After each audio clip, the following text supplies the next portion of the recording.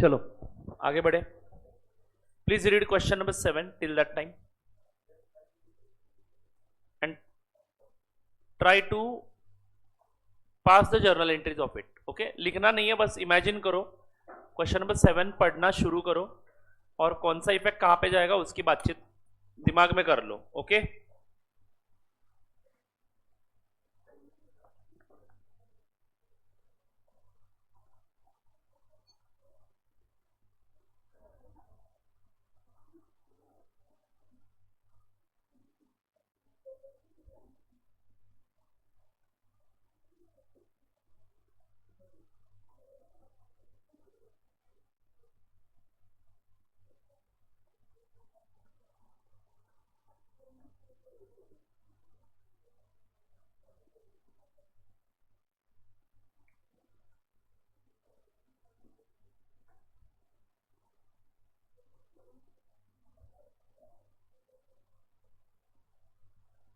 चलो, shall we start? Widespread invoices goods to its branch at cost plus 20%.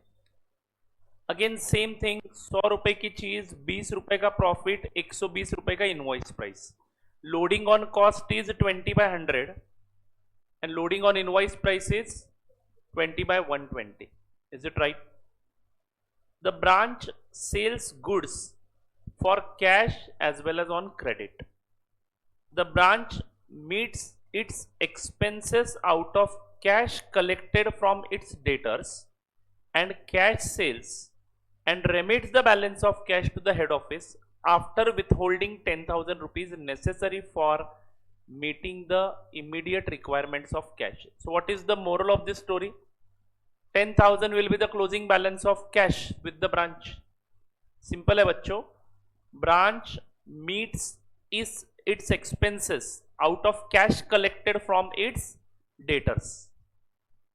So branch makes credit sales, collects cash from the debtors and collects cash from cash sales also.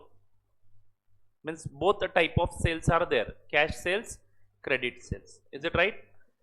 Whatever amount is collected through cash sales or from credit sales, out of that amount only 10,000 is kept with the branch and remaining amount is remitted to the head office.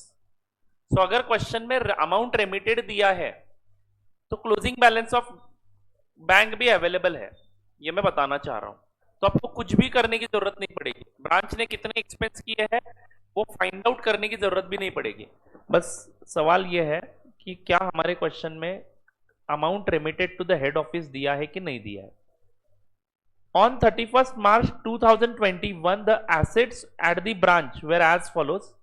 So these are the assets: cash in hand, trade debtors. These are the opening assets, isn't it? या closing है. 31st March 21, and they are asking you to prepare 31st March 22's branch account. So these are the opening balances. तो cash का balance 10,000 है. देखो, trade closing balance भी obviously कितना होगा? 10,000 ही होगा. Trade debtors, stock, furniture and fittings. During the accounting year ended 31st March 22, the invoice price of goods dispatched by the head office to the branch amounted to rupees 1,32 lakhs. So this is the invoice price of goods sent to the branch. Is it right? Out of the goods received by it, the branch sent back to the head office goods invoiced at rupees 72,000. Other transactions at the branch during the year were as follows: cash sales, credit sales, cash collected by the branch from the debtors, cash discount allowed to debtors, returned by the customers, bad debts written off, and expenses paid by the branch. So here what amount branch has sent to the head office is not given. So we must prepare branch cash account as a working note. Memorandum branch cash account we have to prepare as a working note. Again, memorandum branch debtors account also we have to prepare as a working note. On 1st January 2022, the branch purchased new furniture for rupees 1 lakh for which payment was made by the head office through check. On 31st March 22, branch expenses amounted to rupees 6,000 were outstanding. Cash in hand was again 10,000 rupees. Furniture is subject to depreciation of 16% per annum diminishing balance method. Prepare branch account in the books of head office for the year ended 31st March 22. Shall we start with this? चलो let's start. तो हमें फटाफट branch account बनाना है. उसके बाद working note में हमें कौन से खाते बनाने हैं? Memorandum cash account, memorandum debtors account and details of loading. And furniture का एक वर्किंग नोट शायद बनाना पड़ सकता है. Is it right? तो मस्त क्वेश्चन है, mark this as important one. ये आपको रिवाइज करना ही है, कंपल्सरी रिवाइज करना है, बिकॉज इस क्वेश्चन में क्लोजिंग स्टॉक भी नहीं है हमारे पास. इस क्वेश्चन में क्लोजिंग स्टॉक का फिगर भी दिया नहीं है, तो क्लोजिंग स्टॉक हमें निकालना पड़ेगा. Do you understand? कितना पीस मिला? बहुत ही पीस मिला बंद होने के बाद.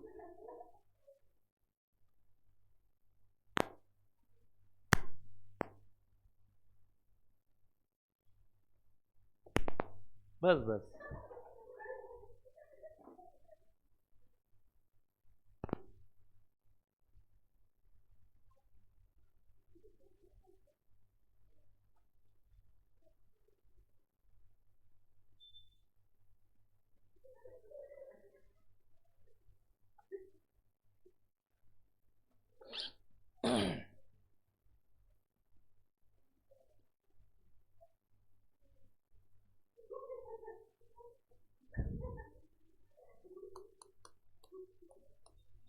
चलो आगे बढ़ू. इन द बुक्स ऑफ हो हेड ऑफिस,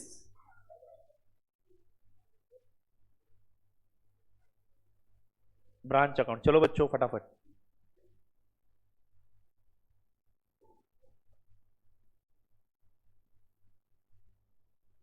एक दो तीन चार पाँच छः सात आठ नौ 10 11 12 13 लाइन छोड़ दो. फिर उसके बाद working note number 1,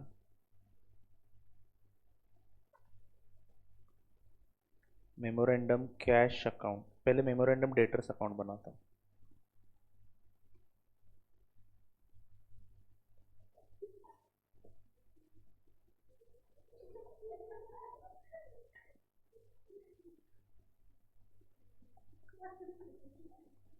memorandum cash account. ठीक है. चलो फिलहाल तो ये दो वर्किंग नोट्स बना रहा हूं मैं, एंड डिटेल्स ऑफ लोडिंग भी बनाना पड़ेगा. वर्किंग नोट नंबर 3,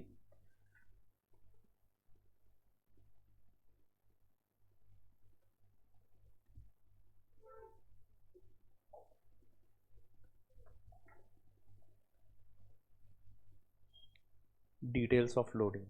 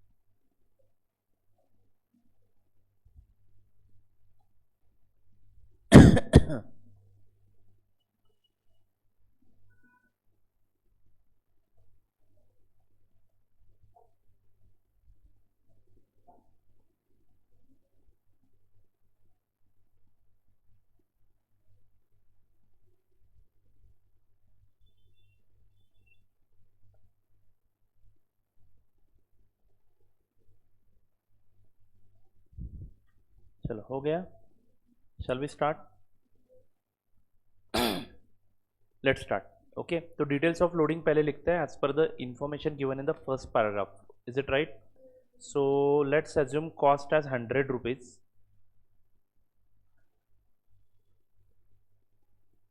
तो cost 100 rupees है. Add loading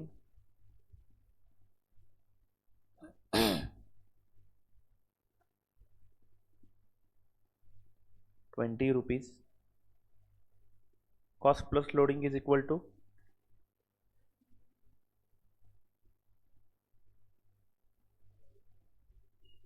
invoice price 120 rupees.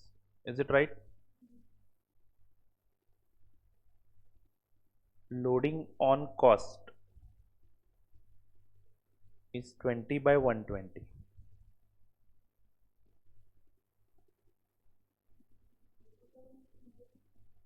20 by 100. 20 by 120. Loading on invoice price 20 by 120. Is it right? चल.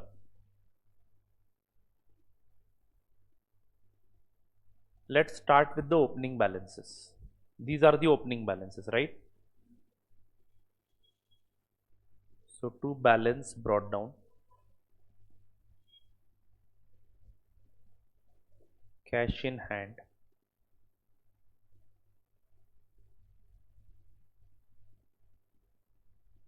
$10,000. पूरा नंबर लिखेंगे, चलेगा ना? Trade receivables 384,000. So 3,84,000. Is it right? Stock 1080,000. 10,80,000. And furniture and fittings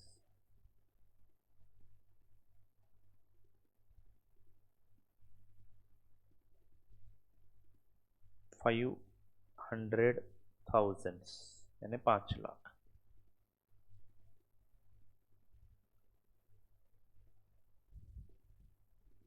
Okay,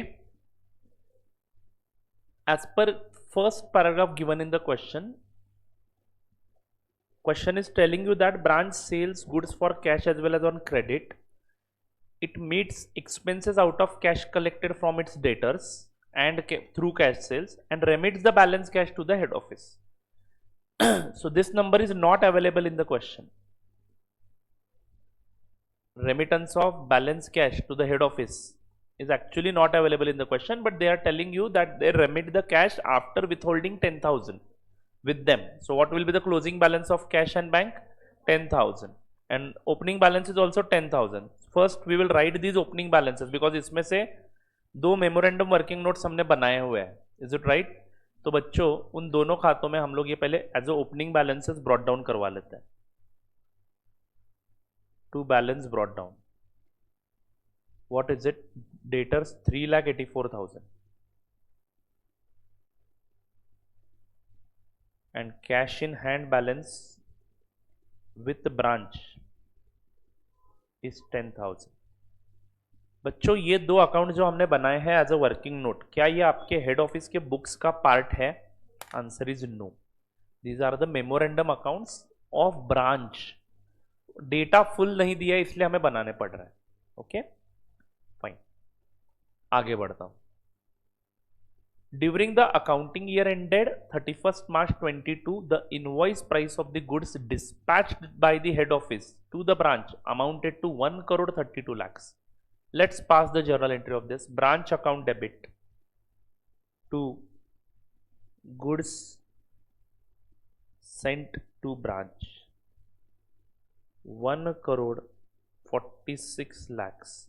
This is the invoice price, my friends. Is it right? 1 crore 32 lakhs. Extremely sorry, 32 lakhs. Yes, that is also to be reversed. ये 10,80,000 जो stock के यहाँ पे दिए हैं वो invoice price पे दिए हैं. तो ये इसमें जो लोडिंग छुपा हुआ है और इस 1,32,00,000 में भी जो लोडिंग है, दोनों रिवर्स करते हैं। पहले स्टॉक का लोडिंग रिवर्स करते हैं बाय स्टॉक रिजर्व, जिसका कैलकुलेशन मैं यहां पे दिखाता हूं। 10,80,000 इंटू 10/110, इज इट राइट? 10% ही है ना लोडिंग, सॉरी 20% है, 20/120।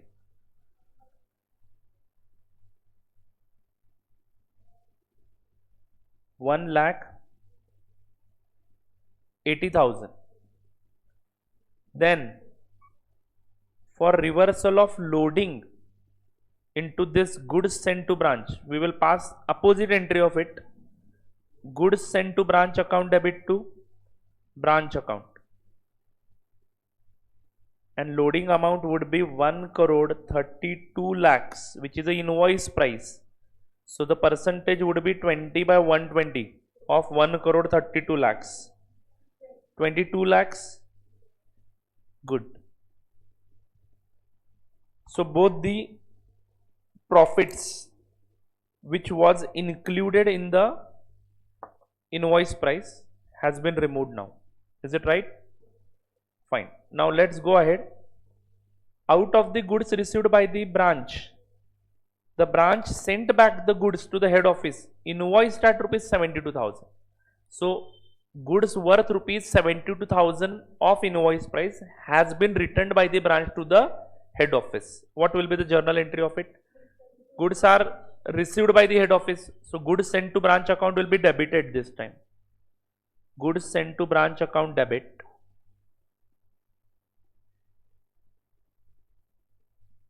Goods returned.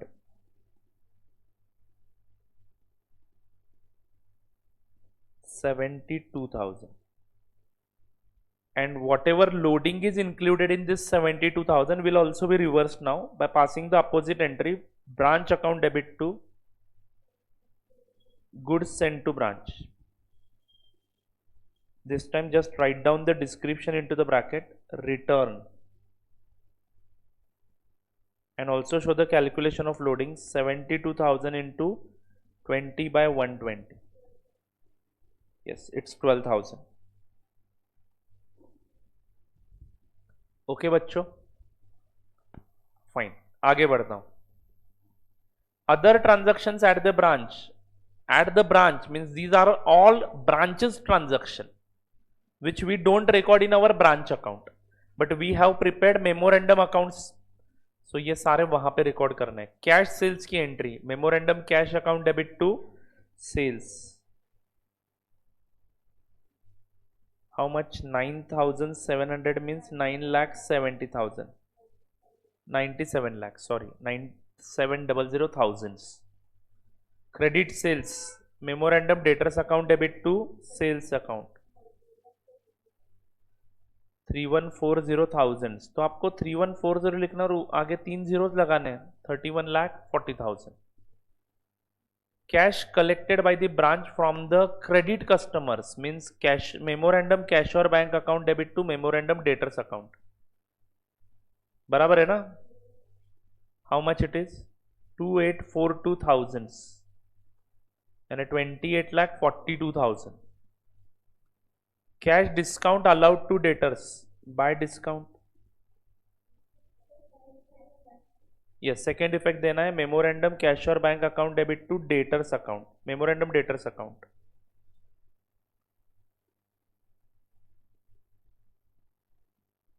28,42,000. By discount how much? 58,000. Next by return, by sales return, return by customer means sales returns. How much? 102,000.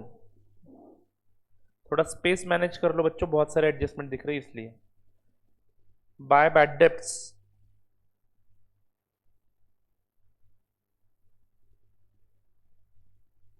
how much are they? 37,000. Is it right? And expenses paid by the branch through branch cash by branch expense. This is again a transaction done by the branch at their own, right? So we are not going to record this, but this amount will be deducted while sending the cash to the head office, right? So 842,000 means 8,42,000.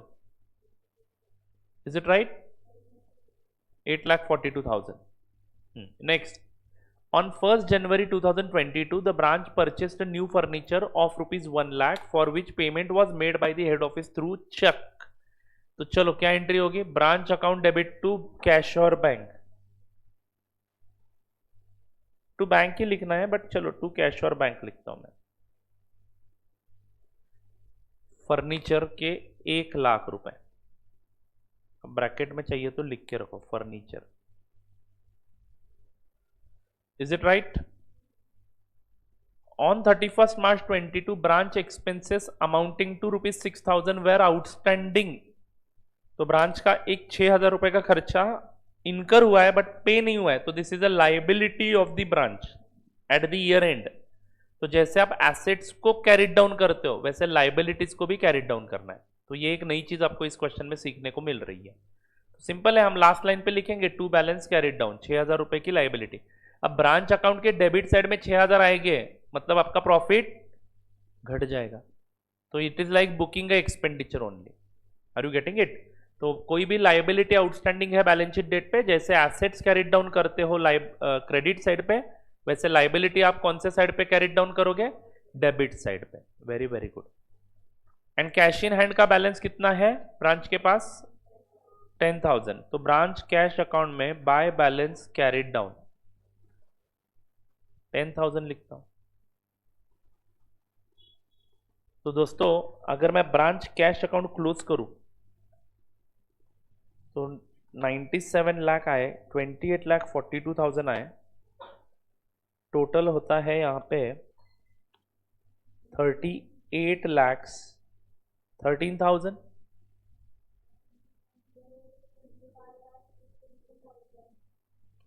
ये क्या हुआ? 97 lakhs बराबर है ना 28,42,000.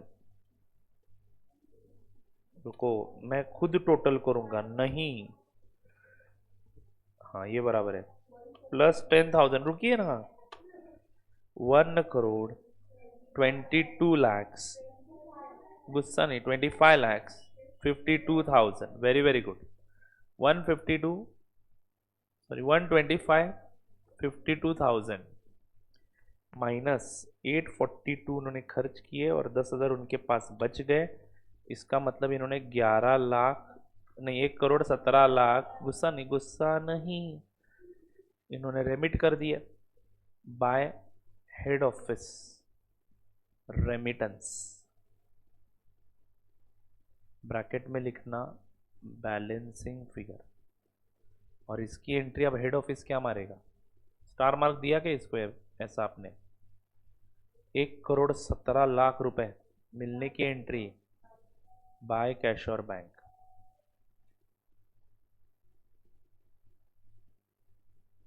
Balance working note number 9. तो पहले बताओ ना.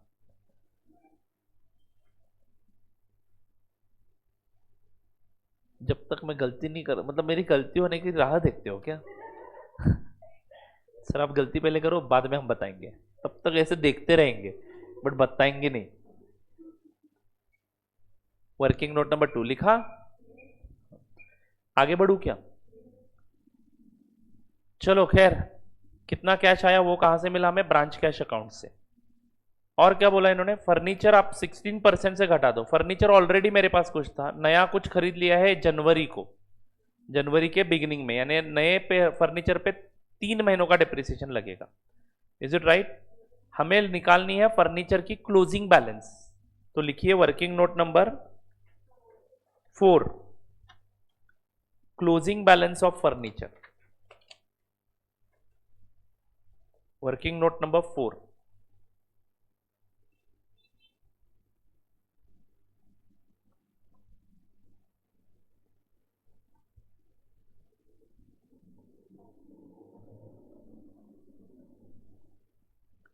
Closing balance of furniture, right hand side 1 column rupees. Point number A, opening balance. तो बच्चों क्वेश्चन के मुताबिक फर्नीचर का opening balance is how much? 5 lakhs, right. Point number B, add new furniture, जो कि हमने खरीदा है 1,121 को, which is worth of rupees 1 lakh. Point number C, subtotal, which is 6 lakh rupees.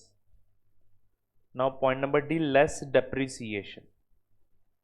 On 5 lakh rupees, full depreciation will be charged at the rate of 16%. 8,500 less depreciation on new addition, 1 lakh into 16%. into 3 by 12. Is it right? Why 3 by 12? You already got it, right? नहीं समझा है तो आप घर जाके depreciation का chapter revise करना. Pogo देखने से सॉल्यूशन नहीं मिलेगा. पोगो पे ये सब नहीं दिखाया जाता है.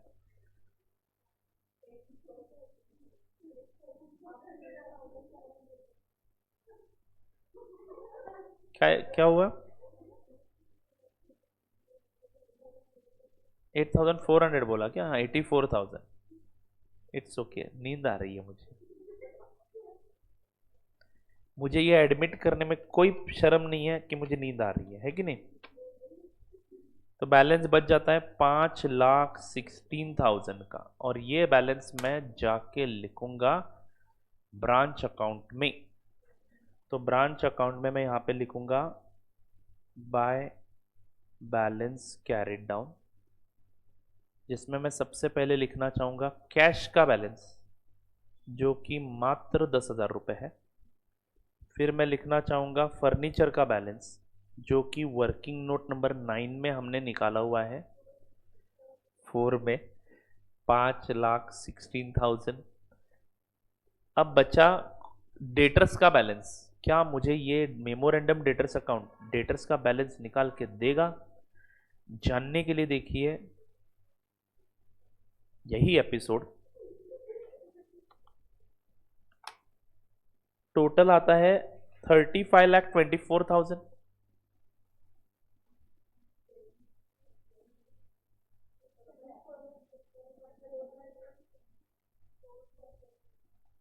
बार बार मेरी गलती होती है क्या?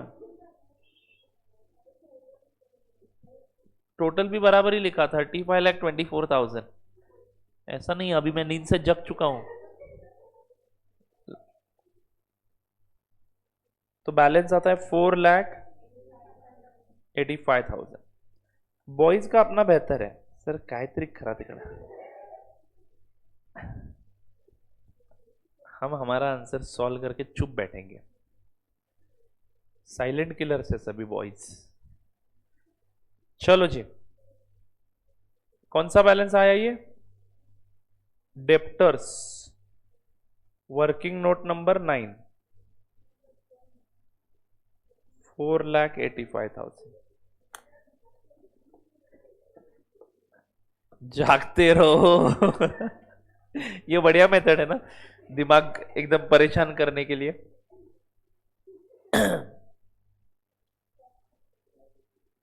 चलो, अब लास्ट एक ही चीज रह गई, क्लोजिंग स्टॉक. एक तो क्लोजिंग स्टॉक 0 लिख के इसका मैटर ही ओवर कर सकते हैं हम लोग, बट देखना पड़ेगा कि बच्चों क्लोजिंग स्टॉक है कि नहीं है. अब इसके लिए सबसे बड़ा एजम्पशन क्या है कि ब्रांच कोई एक्स्ट्रा प्रॉफिट लगा के नहीं बेचता.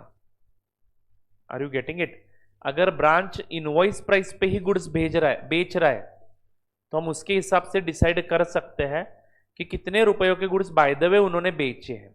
मतलब ब्रांच कंडीशन क्या है, ये जो मैं आंसर अभी निकालने वाला हूं, इसमें एक बहुत ही इंपॉर्टेंट एजम्पशन हमने कौन सा लिया है कि branch sales goods to its customers at invoice price, then only this answer can be calculated. Okay, so how to calculate the answer, sir? Consider this as a invoice price only. This is the total sales, right? What is the total sales, my friends?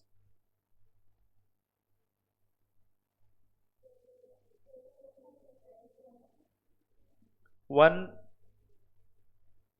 12,800 840. So 1 crore 28 lakh 40,000 is the sales amount. Is it right? What is loading in there? इसमें loading कितना आएगा? 12,840 into 20 by 120. So 2140 minus करो, that would be the cost of goods sold, यानी branch ने जो goods बेचे उसकी cost आ जाएगी 10,700 ब्रांच ने बेचे हुए गुड्स का कॉस्ट है, कॉस्ट। हमने कितने के गुड्स पहले से ब्रांच के पास रखे हुए थे? 1080 जो कि इनवॉइस प्राइस है, इसमें से भी लोडिंग हटा दो। 1080 इंटू 20 बाय 120 यानी 180 का लोडिंग इसमें से हटा देता हूं तो 1080 माइनस 180 900 कॉस्ट के गुड्स ब्रांच के पास पहले से थे। हमने जो गुड्स भेजे 1 करोड़ 32 लाख के, उसमें से भी लोडिंग हटा दो। 1 crore 32 lakh into 20 by 120, I think loading आया था 22 लाख, तो 1 करोड़ 32 लाख में से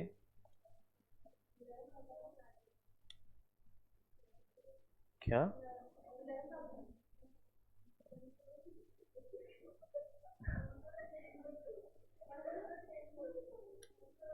रुकिए मैं कैलकुलेट करता हूं, आप तब तक स्क्रीन देख लीजिए। 1 करोड़ 32 लाख माइनस 22 लाख, तो 1 करोड़ 10 लाख डिवाइडेड बाय 1000 करता हूं मैं, 11,000। वाह, सही जवाब। तो 11,000 कॉस्ट के गुड्स भेजे हैं, 900 के कॉस्ट के गुड्स उनके पास पहले से थे, 11,900 कॉस्ट के गुड्स उनके पास टोटल में आए और उसमें से उन्होंने जो गुड्स बेचे वो 10,700 कॉस्ट के थे। This is cost, this is cost, this is cost, this is cost.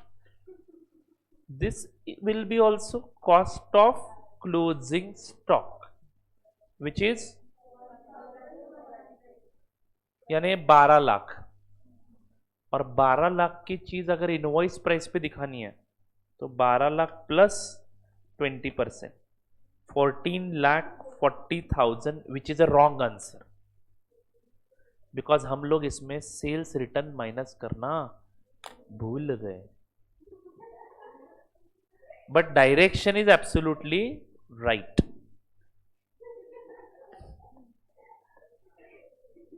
जब दिल ही टूट गया, 102 का सेल्स रिटर्न हो जाएगा ना माइनस, मतलब उतने से क्लोजिंग स्टॉक बढ़ेगा, उतने से क्लोजिंग स्टॉक बढ़ेगा। अब उल्टा कैलकुलेशन करते हैं, हमारा कितना आया था स्टॉक? 1200 आया था ना। हाँ, तो अभी 10,000 नहीं कितना है ये रुपीज इन थाउजेंड्स क्यों दिए है? 102 इंटू 1000, नहीं तो चलो ना रुपीज इन थाउजेंड्स ही करते हैं। 102 इंटू 20 बाय 120, 17 का प्रॉफिट गया। 102 माइनस 17, 85 रुपीज का गुड्स ऐड हो जाएगा ना, रिटर्न आया मतलब, तो 12,85,000 यानी 12,85,000 का कॉस्ट है, कॉस्ट। अब इसमें ऐड कर दो आप लोग 20%, 15 लाख, ये भी गलत आ रहा है। चलो आंसर लिखते हैं, आंसर लिखते हैं। सुनिए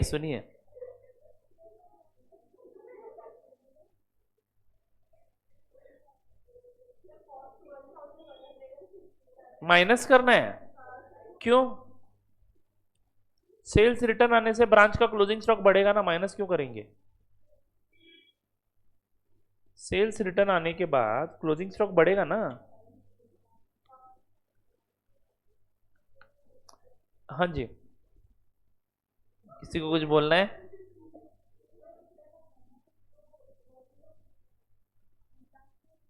हेड ऑफिसला कुठं पाठवलंय? हेड ऑफिसला पण काहीतरी पाठवलेत का गुड्स? हाँ, नहीं हेड ऑफिस को कहाँ पे कुछ भेजा है? ये तो कस्टमर के पास, ब्रांच के पास आया ना।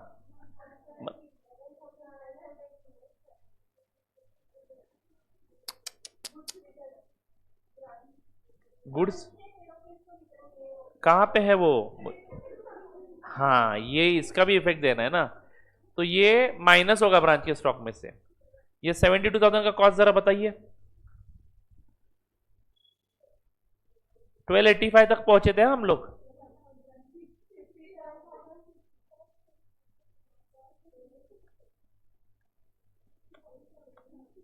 साठ हजार आता है, बराबर है। 60,000 मतलब 60, तो इसमें 60 क्या करना है? माइनस करना है। ब्रांच का स्टॉक कम हो जाएगा, उन्होंने रिटर्न किया ना एचओ को। हाँ, तो 1285 माइनस 60, 1225। अब 1225 is the cost plus 20%, 14,70,000 is right answer. Invoice price of goods available with the branch 14,70,000 is right answer. मतलब सर दो प्रकार से कैलकुलेशन कर सकते हैं हम लोग, कॉस्ट के बेसिस पे या फिर इनवॉइस प्राइस के बेसिस पे। एकदम आसान है। अगर हम एजम्पशन करते हैं कि ब्रांच इनवॉइस प्राइस पे ही बेच रहा है, तो हमें प्रॉफिट एलिमिनेट करने की जरूरत नहीं है, सारे नंबर्स इनवॉइस प्राइस के ले लो, सारे नंबर्स। और आपके बुक में सारे नंबर्स इनवॉइस प्राइस की है, तो सिंपल सी बात है, इनवॉइस प्राइस के हिसाब से जाते हैं। कितना आसान लगेगा देखो। मैं लिख के देता हूं इनवॉइस प्राइस वाला कैलकुलेशन, लेकिन ये कैलकुलेशन कॉस्ट के बेसिस पे भी कर सकते हैं हम लोग, यही मुझे बताना था। ओके, और ऐसा उल्टा फुल्टा भी कर सकते हैं, बट अभी क्या हुआ, वो आंसर यहाँ पे देखने के बाद पता चला कि गलत है, इसलिए हम लोगों ने ट्रायल एरर्स किए। बट आप लोग याद रखना, सेल्स रिटर्न अक्सर हम लोग लेना भूल जाते हैं। Goods return by the branch to the head office, वो भी हमें ब्रांच के स्टॉक में से कम ज्यादा करने पड़ सकते हैं। ऑब्वियसली ब्रांच ने भेजा मतलब ब्रांच का स्टॉक कम हो गया। अभी आपको वो इन्वेंट्री वैल्यूएशन का चैप्टर याद आ रहा है क्या? इन्वेंट्री में हम लोग एडलेस करते थे, याद है ना? तो वो वाला लॉजिक यहाँ पे यूज करना होता है, वो भी ऑप्शन में रखा था। हे भगवान, आप एक काम कर लिया करो, अगली बार से मैं पहले ही दिन बैच में पूछ लूंगा कि तुम सीनियर्स के पूछ के ऑप्शन कौन से रखने वाले बता दो, मैं भी ऑप्शन रख देता हूं यार।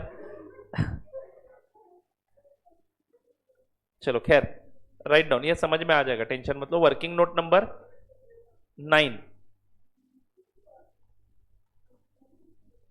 वर्किंग नोट नंबर 5 लिखो, calculation of closing stock at branch.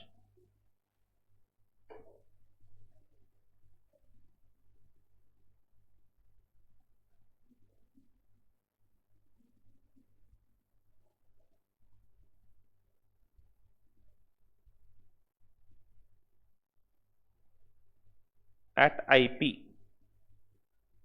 Eight invoice price.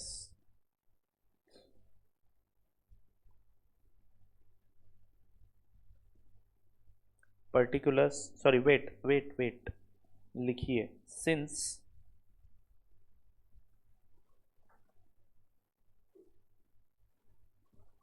Question is silent on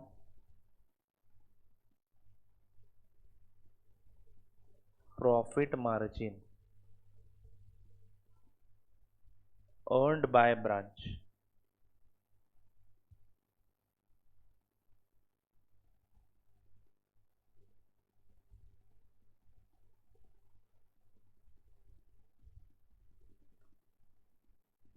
at the time of selling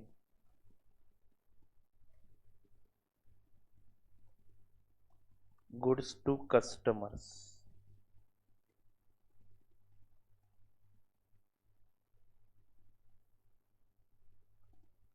We are assuming that we are assuming that branch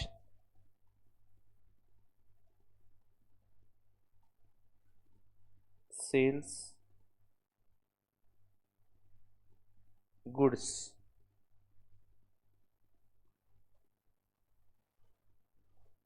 to customer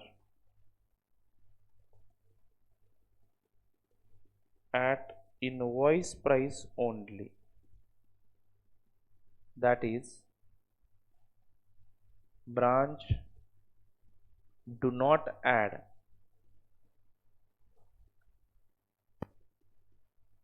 excess profit over invoice price.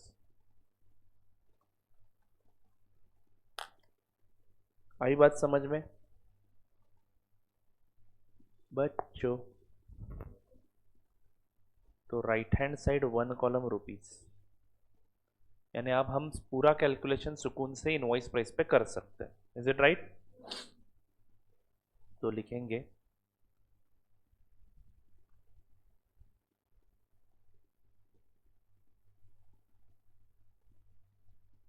Opening stock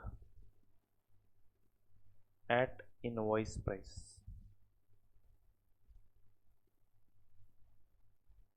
Is it 10,80,000? Point number B. Point number B. Add goods received from who? Net of returns. Net of returns का अर्थ क्या है? Returns minus करके. तो 1,32 लाख के goods भेजे, उसमें से 72,000 के वापस करवा दिए उन्होंने. तो यहां पे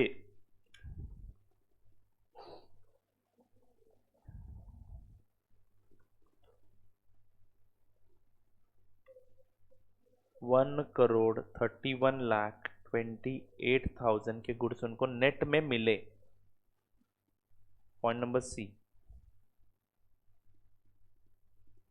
total goods available at IP. ये बहुत ही इंपॉर्टेंट है. These are the total goods available with the branch before selling anything. Before selling anything. So 1,42,08,000. And now from this, and you already know this, you are selling the goods at invoice price only, and this is also the invoice price. So simply less invoice price of goods sold. Again I am writing here net of sales return.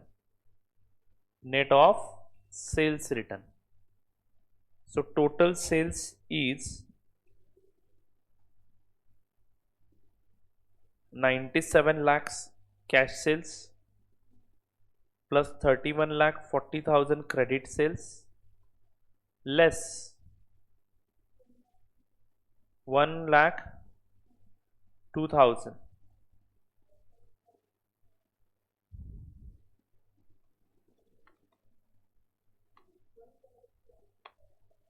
1,27,38,000.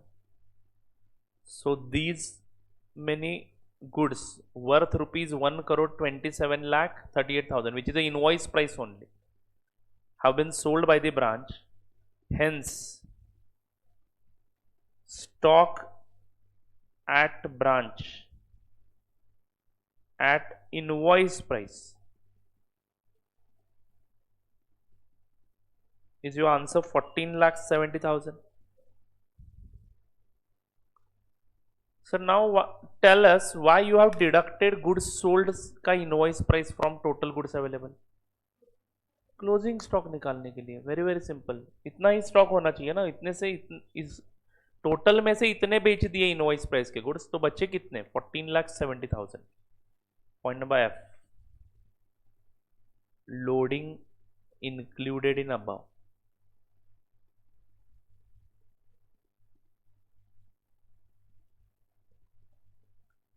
$20 by 120. Is it right? 2,45,000. And when I deduct loading out of it, what I will get?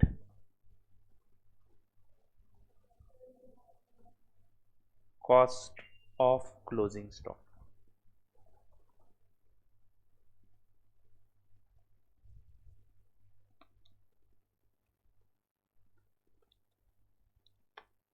$12,25,000 ये हमने निकाला था, देखो calculation कर। Okay, तो आप हर number को cost में कन्वर्ट करके भी कैलकुलेशन कर सकते हो, आपका आंसर ये आएगा 12,25,000। अब हमें करना क्या है, क्लोजिंग स्टॉक हमें हमारे ब्रांच अकाउंट में दिखाना है। Stock working note number 9, how much? 14,70,000। 14,70,000. Is it right? And stock reserve is also to be reversed. So to stock reserve 2,45,000. Absolutely right. Is this done?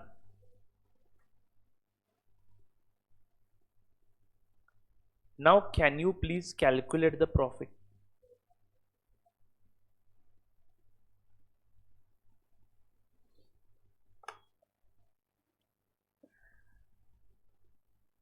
बराबर है 8,57,000। नहीं, कुछ गड़बड़ है, एक मिनट, एक लाइबिलिटी रह गई।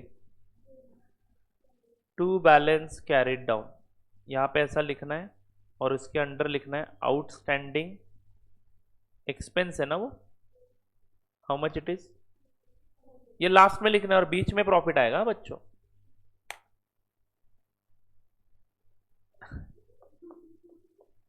आपने ऊपर लिख दिया, नहीं लिखना था।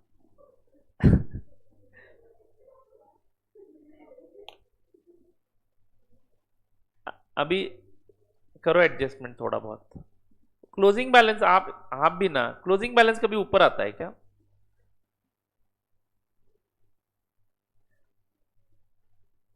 बेसिक में ही डिफॉल्ट है, देखो फ्लो में हो जाता है। यस, चलो हो गया क्या?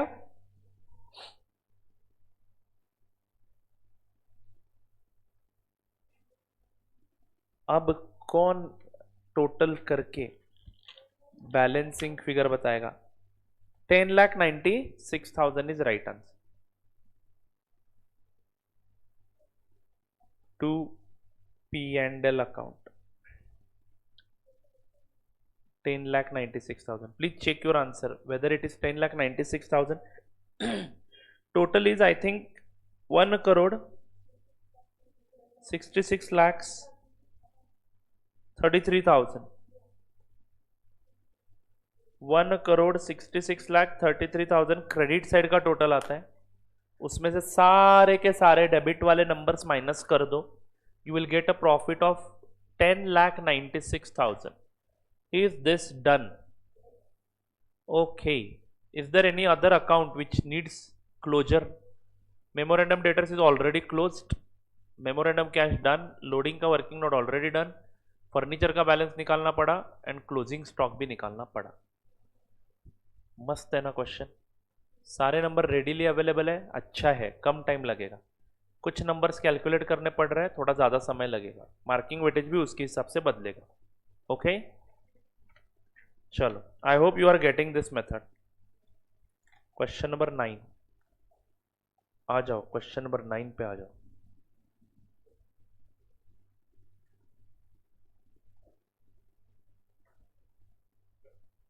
आठ नंबर का क्वेश्चन बाद में सॉल्व करेंगे। आ गए सब लोग क्वेश्चन नंबर 9 पे? हाँ बोलो ना बच्चों, ऐसे देखो, हाँ बोलना होता है। आ गए सब बच्चे क्वेश्चन नंबर 9 पे? ऐसे हाँ, Okay. From the following particulars related to Pune branch for the year ended 31st December 2018, prepare branch account in the books of HO. Stock at branch on 1st Jan 2018, branch debtors on 1st Jan 2018, branch debtors on 31st December 2018, petty cash at branch on 1st Jan 2018, furniture at branch on 1st Jan 2018, prepaid fire insurance premium on 1 January 2018, opening prepaid salary outstanding at the branch on 1st January 2018, liability, opening liability, credit side को brought down करेंगे. Goods sent to the branch during the year 80,000, cash sales during the year record ही नहीं करूंगा, credit sales during the year ये भी record नहीं करूंगा, cash received from debtors ये भी रिकॉर्ड नहीं करूंगा, cash paid by the branch to debtors directly to the head office ये रिकॉर्ड करूंगा,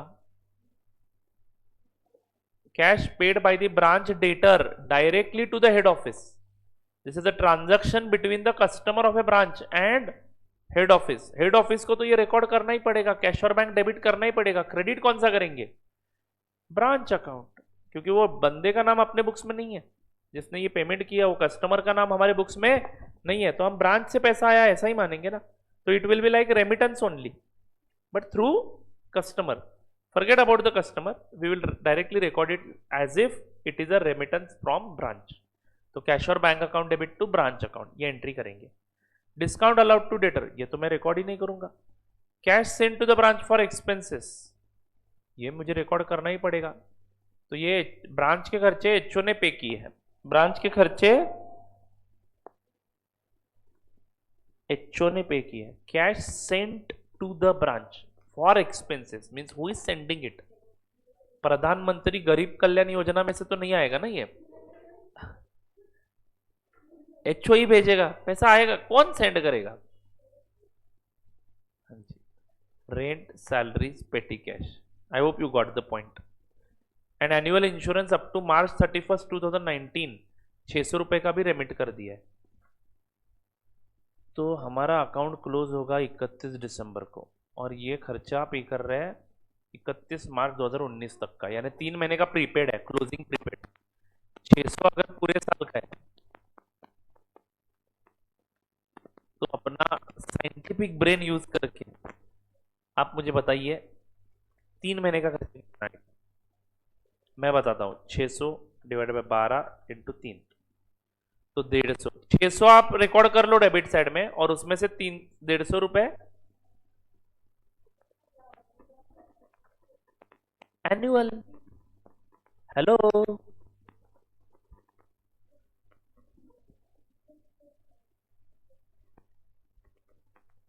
शायद वो 1 अप्रैल को पे करना था. एनुअल बोला है ना, 15 महीने का क्यों बोल रहे हो?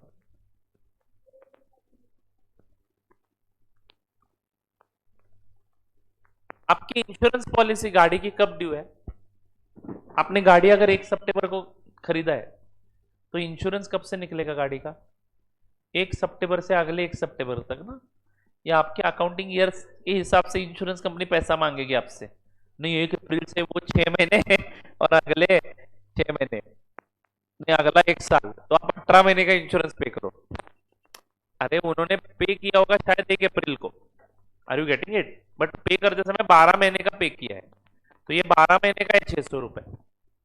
Are you getting it? अब हमारे अकाउंट्स में 600 रुपए पे करने की एंट्री तो आ ही गई है, बस उसमें से 300 नहीं, कितने 150 रुपए अगले 3 महीनों के हैं जो मुझे बस एसेट में दिखाने हैं एज अ प्रीपेड एक्सपेंस. क्या मैं सेल चेंज कर लूं?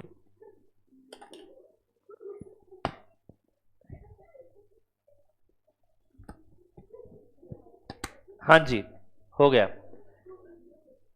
बच्चों समझ में आया क्या? अरे ये एडजस्टमेंट समझ में नहीं आ रहा है.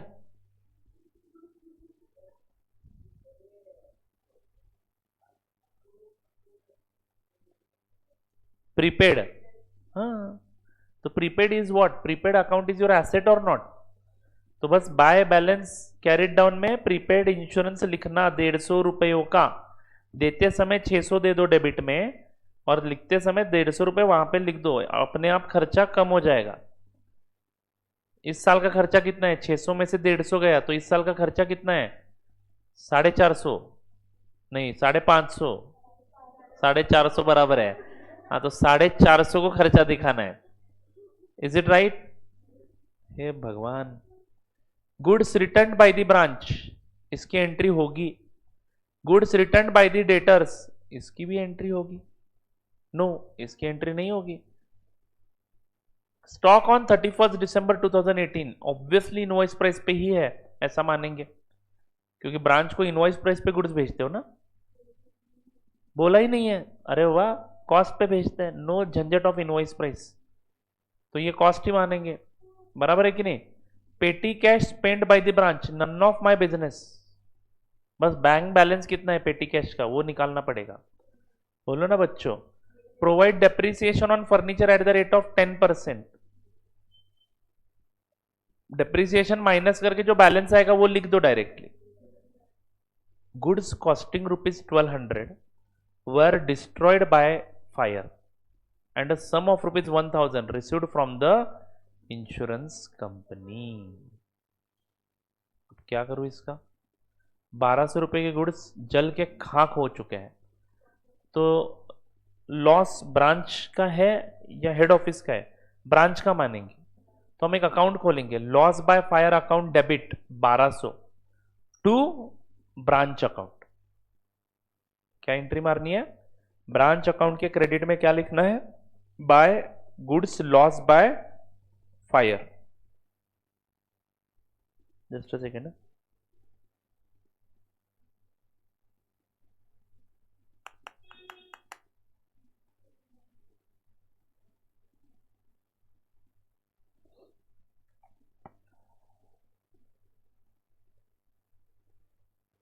एक काम करता हूं, चलो अकाउंट बनाते हैं, जितना अभी पोस्ट कर सकते हैं उतना पोस्टिंग करेंगे, बाकी का कल के लेक्चर में सॉल्व करते हैं, नहीं तो अकाउंट्स बनाते हैं बस। ओके, ये कल ही करते हैं। चलो, ये थोड़ा इंपॉर्टेंट है, डिस्कस करना है मुझे। ओके, कल के लेक्चर में ये क्वेश्चन हम लोग कंटिन्यू करेंगे। अभी मैं क्या करूं, मेरे पास कितने मिनट है? 6 मिनट है। 6 मिनट में गाना नहीं हो सकता है, इसलिए हम लोग थोड़ा सा आगे बढ़ते हैं। आपको कुछ काम पे लगा देता हूं, है कि नहीं? आया हूं तो कुछ तो होमवर्क देके जाऊंगा। एग्जाम का क्वेश्चन,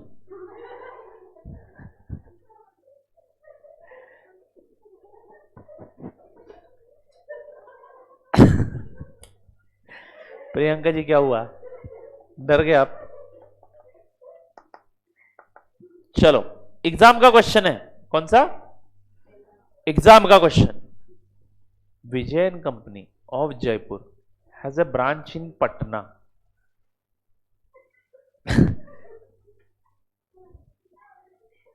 चलो चलो, सब लोग ध्यान दो। अरे एग्जाम का क्वेश्चन बोलते हैं, सीरियस होना है, एक्टिव मोड में आ जाना है।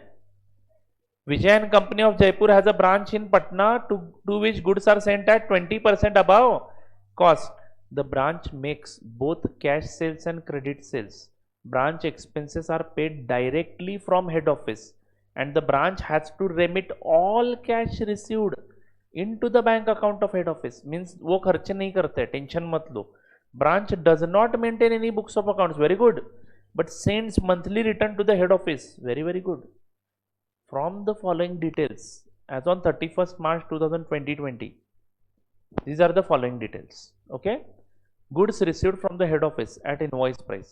Entry: branch account debit to goods sent to branch account 8,40,000.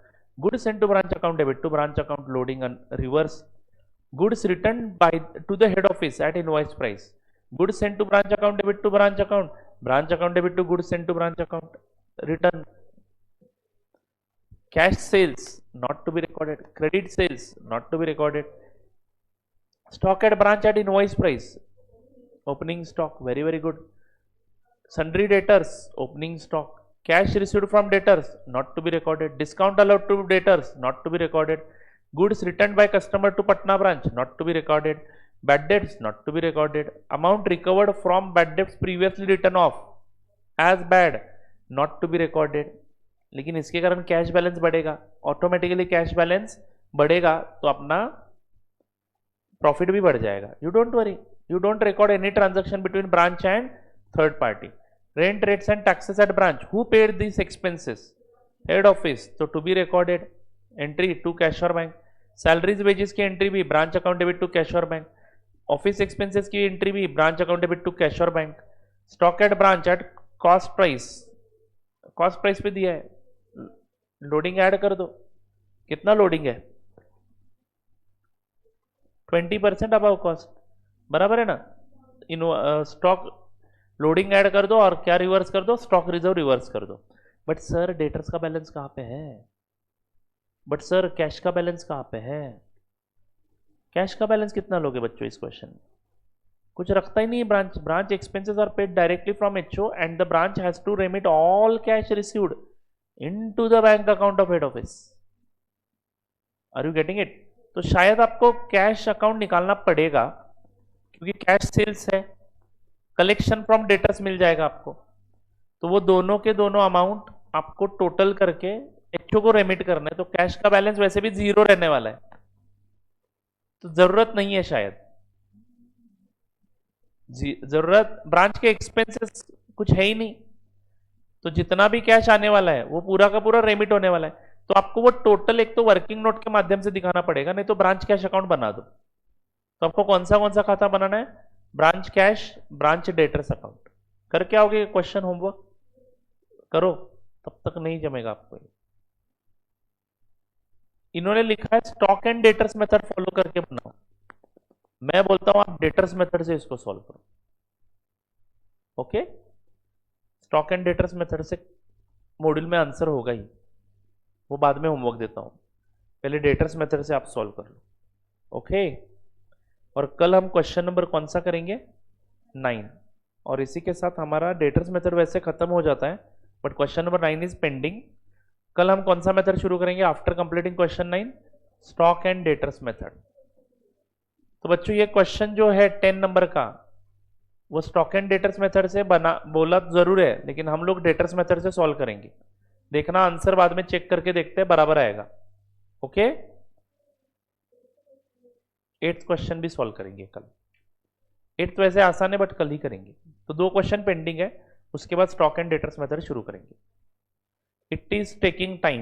मैंने बोला ना लेंदी चैप्टर है, थोड़ा समय लगता है. ओके, चलो आगे बढ़ो. सर आगे बढ़ो. बढ़ता हूं आगे. चलो आज के लिए बस इतना ही. मिलते हैं कल के लेक्चर में. तब तक के लिए tata bye bye, see you. अब आगे बढ़ो.